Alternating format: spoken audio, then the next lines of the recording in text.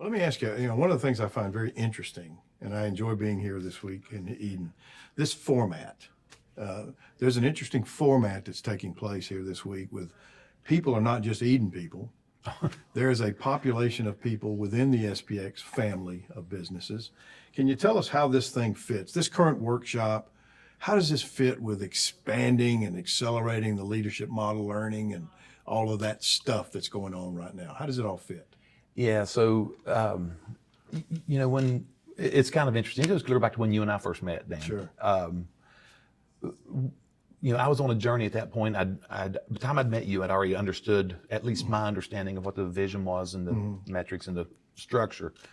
So then I started touring and visiting as many plants as I could, interviewing people, interviewing general managers, but really wanted to understand what the big picture success and opportunities look like. And that really led us into the path of what the initial view of what CI needed to be, which was really a lean-based approach. And as I toured around, a few things that I wanted to assess, not only just the business, but I assessed the people.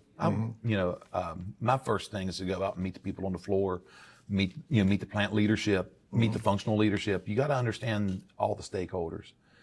And one of the things that stood out to me was when I would travel from site to site, every site I visited had some amount of existing continuous improvement, both talent and programs in place.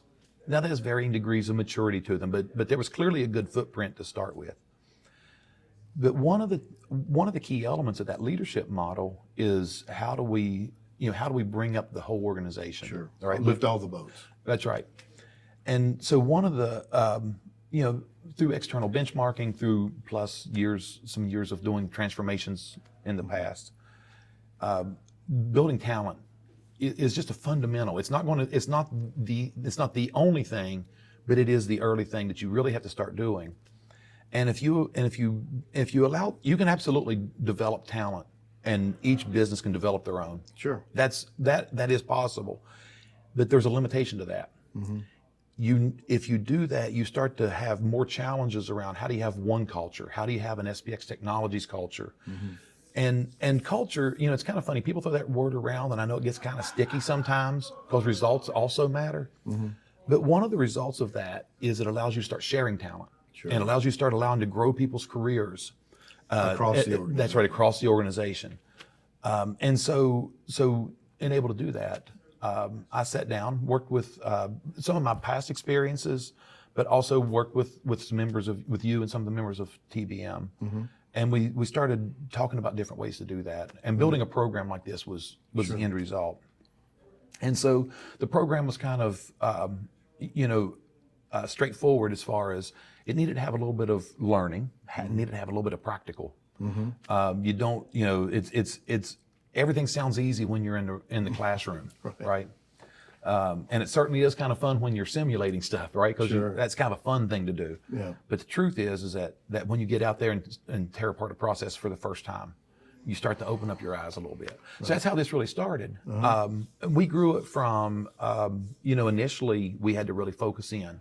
When we first kicked off the transformation, we were really focusing on 6 key transformation sites.